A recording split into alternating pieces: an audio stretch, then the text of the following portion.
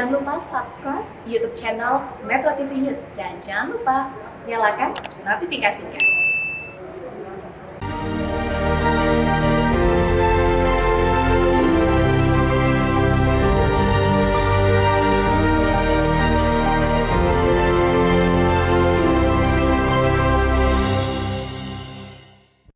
Dipersembahkan oleh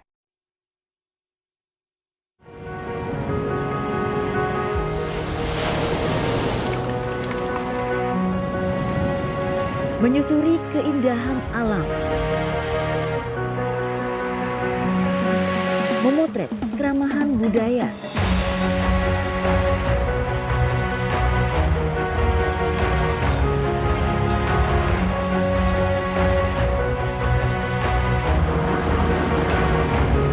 dan merekam kemajuan pembangunan dari konektivitas Pol Langit Timur Indonesia. Bersama saya, Amalina Lutfia, dan tim Ekspedisi Bakti untuk Negeri, kita menjelajah Nusa Tenggara Timur. Dalam Bakti untuk Negeri, Ekspedisi Nusa Tenggara. Tim Ekspedisi Bakti untuk Negeri melaporkan dari Nusa Tenggara Timur.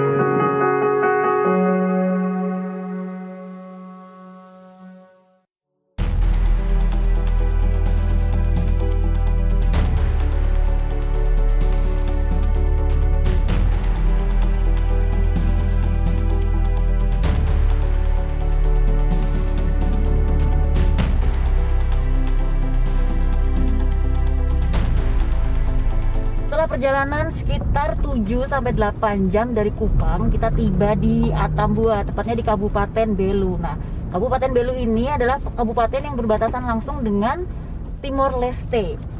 Sebenarnya ada 3 perbatasan di sini, tapi kita akan berfokus pada satu perbatasan, yaitu Mota Ain. Nah, kita di sini akan menjelajah perbatasan dan melihat bagaimana internet di sini berperan terhadap pertahanan negara. Terutama fungsinya adalah untuk para anggota TNI di pos Pamtas atau pos penjagaan perbatasan.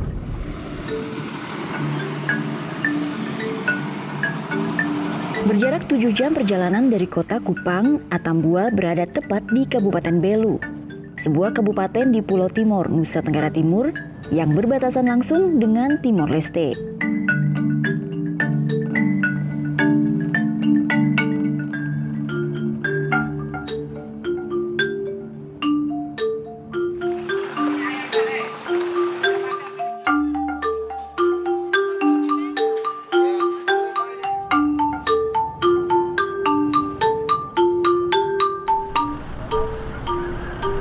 Dari kota Atambua, kami lalu menuju ke perbatasan.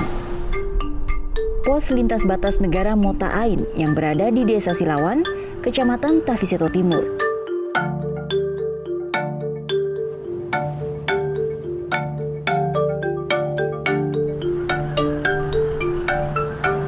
Perjalanan dari kota ke PLBN memakan waktu sekitar 40 menit.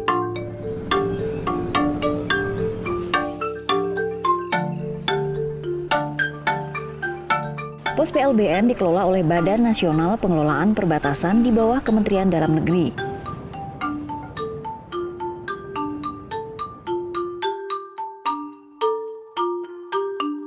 Dan penjagaan keamanannya berada di bawah tanggung jawab Tentara Nasional Indonesia, yaitu Satuan Tugas Pengamanan Perbatasan Indonesia Timor Leste, Yonif Raider Khusus 744.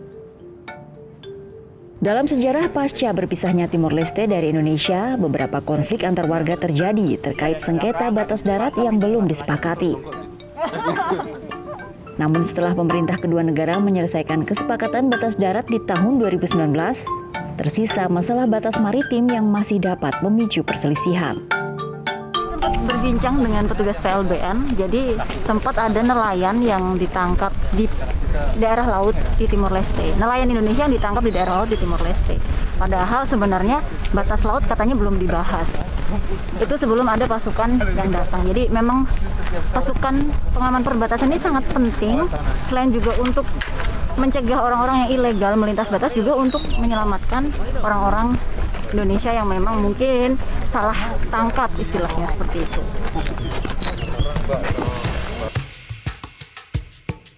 Koordinasi antar warga, petugas pos lintas batas negara dan aparat TNI menjadi kunci kedaulatan masyarakat perbatasan Indonesia.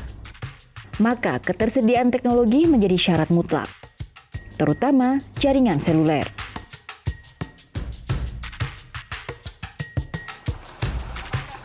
Pak Enggal, ini kan di perbatasan. Ada manfaat apa Pak untuk internet yang sudah dikuatkan ini jaringan di sini Pak? Oh, kalau manfaat internet sangat bermanfaat bagi kami sebagai petugas di perbatasan. Karena yang pertama manfaatnya untuk laporan kita setiap hari, kita tentunya sangat tergantung dari jaringan internet. Dan kita di sini kan ada grup WhatsApp yang setiap hari harus menyampaikan informasi-informasi terkini terkait kejadian-kejadian di sini, dan itu kita sangat bergantung dari jaringan internet. Sepanjang tahun 2017 sampai sekarang selalu stabil. Dari perbatasan, tim ekspedisi Nusa Tenggara Bakti untuk Negeri akan melanjutkan perjalanan menuju ke pos Satgas Pamtas untuk melihat bagaimana Tentara Nasional Indonesia memanfaatkan teknologi dalam misi pengamanan.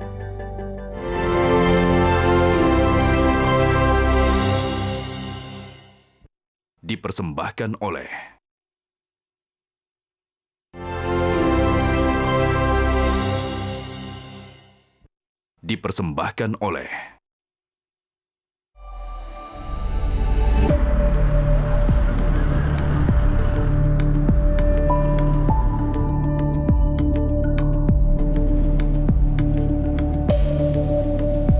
Masih bersama tim ekspedisi, Dita.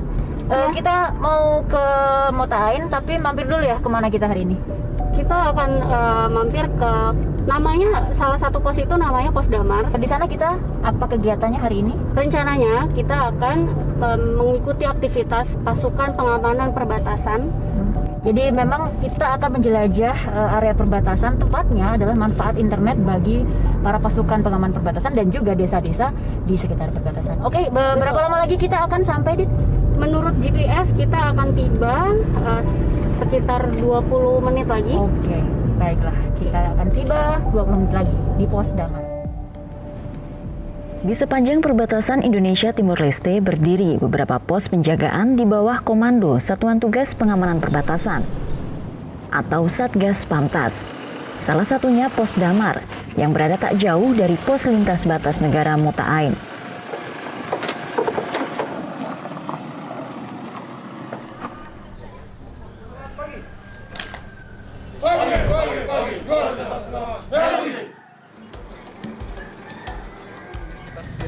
Aktivitas di Pos Damar dimulai dengan apel pagi dan olahraga.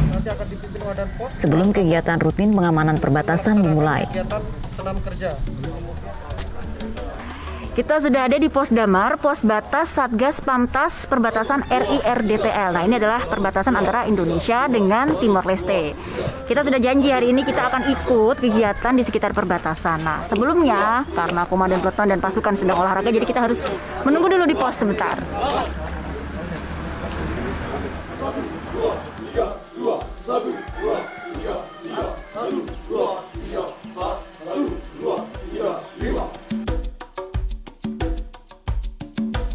Olahraga selesai, setelah ini kita lanjutkan kegiatan berikutnya.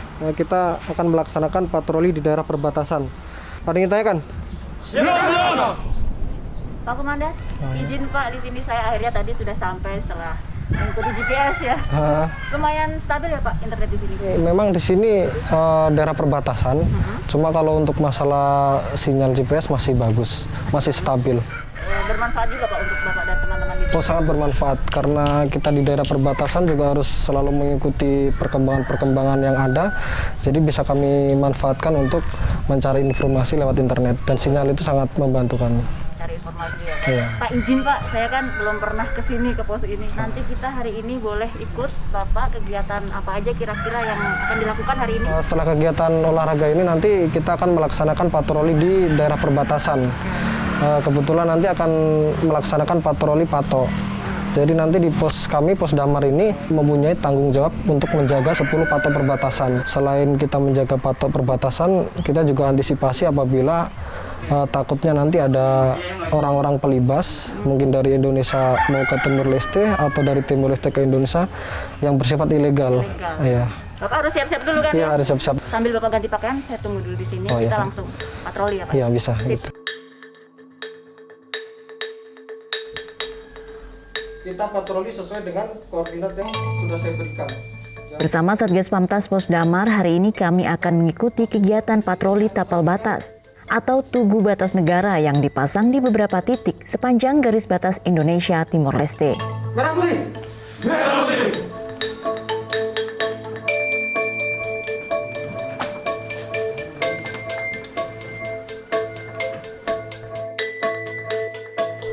Sesuai dengan koordinat yang sudah saya berikan.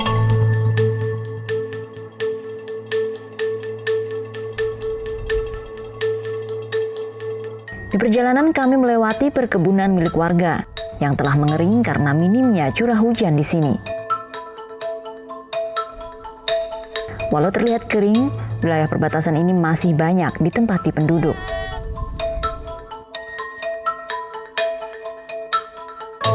Dan di sepanjang jalan kami masih dengan lancar mengakses sinyal telekomunikasi dan jaringan internet, yang juga dibutuhkan oleh aparat untuk berkoordinasi dengan pos-pos lainnya. Pak, ini kalau saya lihat kita sudah semakin dekat. Ini ya Pak, perbatasan yang di tali nih ya di Iya, GPS ini. benar. Oke deh, yuk kita coba lihat sampai ke sana. Masih ada sinyal nggak Pak di sana?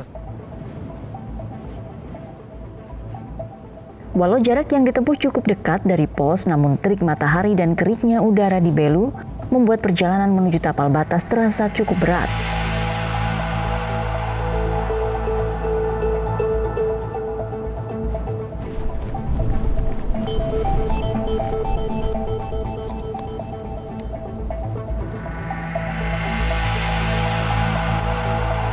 Sampai di tapal batas, para petugas mendapati seseorang yang mencurigakan berada di area netral batas negara. Kamu ngapain di sini? Kerja Rumah mana? di sebelah Sebelah sana, Wak. Sebelah sana. Sebelah sana. Sana. Saya sudah bersama Satgas Bukan kebun ini. pos perbatasan dan tadi kita sedang berada di salah satu patok perbatasan Indonesia dengan Timor Leste. Lalu ternyata ada satu orang yang agak mencurigakan Kebiasaan kamu. melewati batas dan sedang diinterogasi sekarang. Maksudnya dia di sini tuh ada Tadi kamu apa? mana?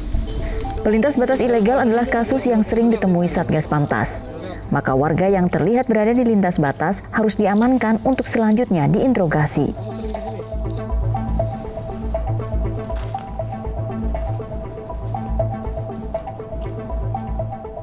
Sesampainya di tapal batas, Satgas Pamtas Pos Damar kemudian melakukan pelaporan via online. Ini sudah sampai di batas ya Pak ya? Sudah di batas. Ini kalau di sini tuh berarti apakah sudah Timor Leste atau masih? Ini masih Indonesia. Jadi kalau sudah biasanya patroli sudah selesai di sini kan Pak ya? Apa yang dilakukan setelah sampai? Yang pertama kita mengecek kondisi patok. Heeh, Dari mulai pertama kita serah terima heeh. sampai dengan patroli-patroli berikutnya, apakah ada perubahan tempat ataupun kondisi apabila nanti ada rusak ataupun ada perpindahan tempat di mana letak patok tersebut, tugas kita melaporkan ke komando atas. Termasuk kayak buktinya foto gitu ya, Foto. dikirimnya via apa WhatsApp gitu. Via WhatsApp. Via WhatsApp. Inilah bentuk pemanfaatan teknologi yang membantu TNI kita mewujudkan keamanan di perbatasan.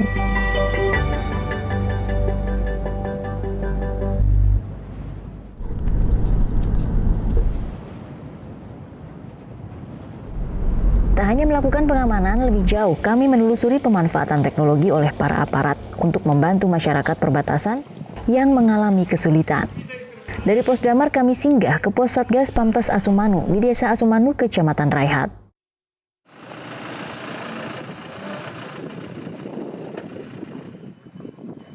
Pak, izin mau bertanya dulu ya Pak, sekitar perbatasan ini kan kawasan Bapak. Jadi memang saya lihat internet masih lancar di sepanjang jalan di sini Pak. Iya. Nah, kalau untuk pasukan pengaman perbatasan ini Pak, Iya. apa sih manfaat yang dirasakan secara nyata internet yang ada di sini? Kalau untuk internet itu sangat bermanfaat untuk kita yang berada di Satgas Pamtas ini, karena kita harus memberikan laporan-laporan kepada pimpinan kita. Itu berasal dari jajaran kita yang paling bawah, itu adalah pos-pos ini. Tidak hanya laporan berupa kegiatan tetapi juga berbentuk dokumentasi gambar dan video. Kalau pas sewaktu internet belum masuk Pak, ini kan Iya. internet baru 5 tahun atau mungkin 3 tahun terakhir yang bagus di perbatasan Pak. Betul ya. Sebelumnya seperti apa repotnya untuk mengirim itu Pak? Kita ada namanya SSB, Mbak. Kita ada SSB, kita ada rakal atau radio komunikasi. Itu yang bisa kita gunakan karena menjangkau sampai dengan kita di Atambua sana. Jadi kalau hubungannya dengan yang lebih ke pribadi, komunikasi dengan luar gitu Pak? Oh iya jelas, itu bermanfaat kita kalau ada anggota yang kangen dengan keluarga, bisa video call keluarga, anaknya, istrinya, atau yang lain-lain karena penugasan kita kan 9 bulan. Selain untuk koordinasi internal Pak, Ya. itu kan komunikasi juga dilakukan dengan masyarakat sekitar ya Pak ya? Betul. Saya pos-pos ini kan berada di antara masyarakat Ya. perbatasan. Apakah koordinasi juga dilakukan dengan masyarakat Pak? Oh jelas, kita Apa saja bentuk koordinasi atau bantuan dari petugas dengan masyarakat sekitar? kita memberikan sumbangan nyata berbentuk kegiatan-kegiatan membantu seperti contohnya edukasi, kemudian pramuka, karya bakti, tentang pemberdayaan lahan dan sebagainya itu banyak ya. Kita turun bergabung dengan masyarakat silaturahmi, contohnya untuk kepentingan kesehatan, kepentingan masyarakat bergaul bersama dengan masyarakat di sini memanfaatkan sarana olahraga yang ada. Jadi mungkin juga dampak dari komunikasi yang semakin intens, teknologi komunikasi yang semakin bagus juga komunikasi jadi semakin lancar dengan Ya masyarakat. betul. Bersama Satgas Pamtas Asumanu kami menuju ke Desa Tohe. Menanggapi laporan kepala desa bahwa warga mengalami kesulitan air akibat kemarau panjang. Padahal sumber air tepat berada di bawah desa ini. Pasukan datang dengan solusi memasang pompa hidrolik rakitan sendiri untuk memompa air ke atas. Permasalahan masyarakat perbatasan tak selamanya terkait keamanan. Dan melalui koordinasi yang semakin mudah dengan adanya jaringan internet dan kemajuan teknologi komunikasi, aparat TNI melalui Satgas Pamtas menjadi ujung tombak negara untuk membantu warga mewujudkan kedaulatan masyarakat di perbatasan. Perjalanan tim ekspedisi di perbatasan negeri masih akan berlanjut untuk memotret kehidupan desa di Kabupaten Belu. Dipersembahkan oleh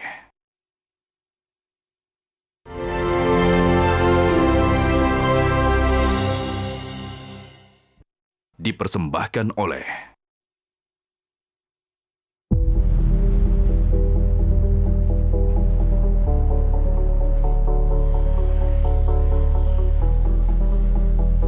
Desa Tulakadi masih berada di Kecamatan Taviseto Timur, tak jauh dari pos lintas batas negara. Wilayahnya langsung berbatasan dengan Timor Leste.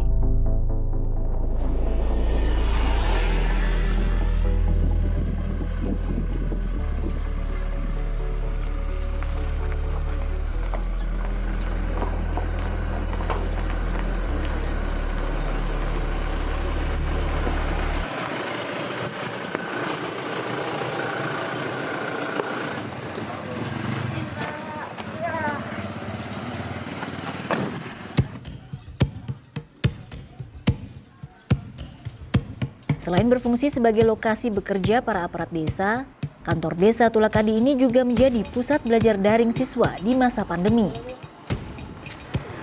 Karena jaringan internet gratis yang tersedia di sini.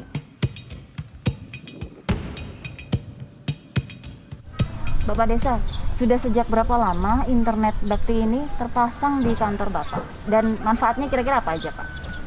Untuk pemasangan internet atau jaringan internet itu kita dibantu oleh Kominfo Bakti Aksi itu di tahun 2018 akhir. Jadi sudah kurang lebih 2 tahun. Untuk pemanfaatannya itu biasa di kantor itu penggunaannya untuk mengakses segala macam aturan yang ada di pemerintah pusat sampai ke pemerintah desa. Berarti kalau di kantor desa anak-anak sekolah juga itu Pak sering belajar di sana? Untuk kantor desa itu setiap hari anak-anak berkunjung ke sana untuk mengakses internet. Kira-kira dalam seminggu setiap hari berapa anak Pak yang ke sana? Terus kemudian dari seluruh anak di desa ini ada berapa persen yang sudah punya gadget dan yang belum punya gadget? Jadi dalam waktu seminggu itu hampir 200-an lebih anak-anak yang berkunjung ke kantor. Untuk yang memiliki HP itu, Android itu kurang lebih 65% anak-anak sudah memiliki. Ketersediaan jaringan menjadi sebuah solusi kebutuhan belajar daring anak. Karena dengan jaringan bakti, pembelian kuota atau pulsa tak lagi membebani. Namun lebih jauh dari masalah jaringan, Kepala Desa menceritakan bahwa ekonomi masyarakat desa yang kebanyakan adalah petani musiman tergolong rendah. Jangankan mengakses jaringan internet, membeli gawai atau telepon seluler saja mereka kesulitan. Pak, berarti sebenarnya kalau kan sudah internet sudah semua ya Pak ya? Iya. Kendalanya tuh cuman masalah tidak mampu beli gadget ya? Iya.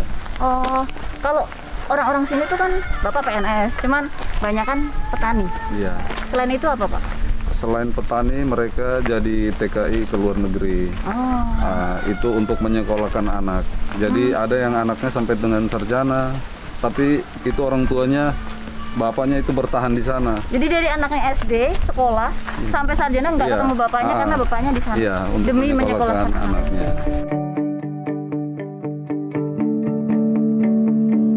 Jika didukung dengan ketersediaan gawai, jaringan internet dapat menjadi jalan masuknya informasi untuk mereka, warga, dan anak-anak perbatasan. Hingga dapat menjadi harapan perbaikan pendidikan yang berujung pada peningkatan taraf ekonomi mereka yang berada di batas negeri. Ketersediaan jaringan di perbatasan tak luput dari peran Kementerian Komunikasi dan Informatika sebagai hasil dari pembangunan Palaparing yang terpusat di Kota Kupang. Apa sih Pak pentingnya internet ini di wilayah perbatasan? Kenapa kalau dari cerita Bapak tadi, pemerintah sangat fokus sebenarnya untuk membangun masing-masing daerah, terutama di perbatasan ini untuk pemasangan internetnya? Iya, jadi sangat penting di mana ketika di desa-desa di perbatasan itu dari provider ya, kita sebut beberapa provider besar yang sudah mapan di perkotaan Atambua itu jangkauannya itu belum sepenuhnya ke perbatasan. Sehingga untuk memenuhi kebutuhan internet di perbatasan itu kita minta tolong ke Bakti. Fungsinya macam-macam, Mbak Lina.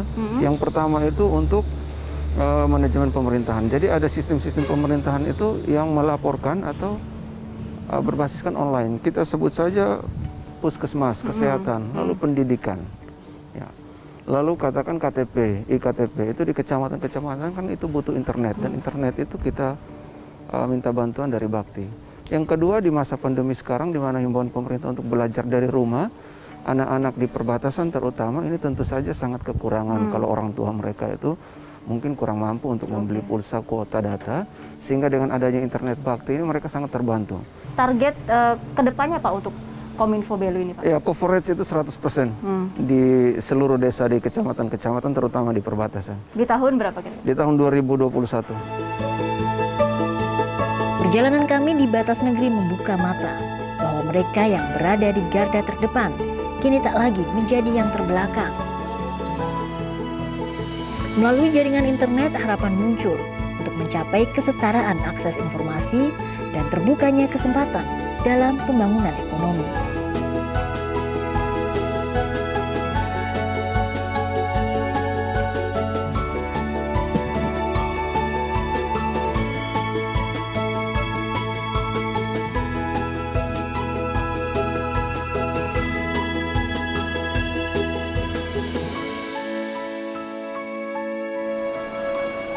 Misi kami di Kabupaten Belu telah selesai. Sampai jumpa di perjalanan tim ekspedisi selanjutnya.